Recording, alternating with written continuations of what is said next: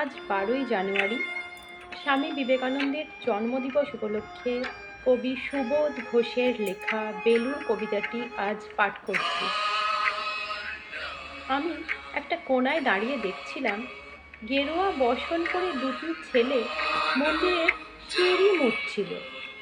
এত মন দিয়ে আমি কাউকে সিঁড়ি মুছতে দেখিনি, এত ভালোবাসা দিয়ে আমি কাউকে ধুলো তুলতে দেখিনি।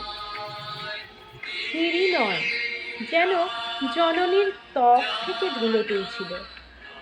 এভাবে কেউ সিঁড়ি থেকে ধুলো মুছতে পারে এ আমি কোথাও দেখিনি। স্থিতপ্রজ্ঞ মহারাজকে জিজ্ঞাসা করলাম, এই ছেলে দুটি কে? মহারাজ মৃদু হেসে বললেন,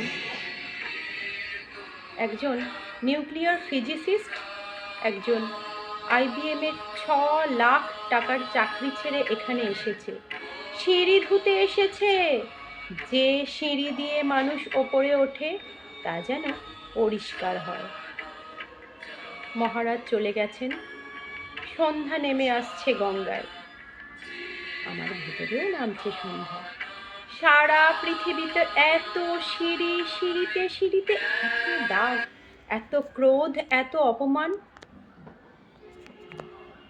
আরতি শুরুর আগে মনে হলো, যে সিঁড়ি মুছতে পারে না সে কোনোদিনও মানুষের চোখের জল মুছতে পারবে না।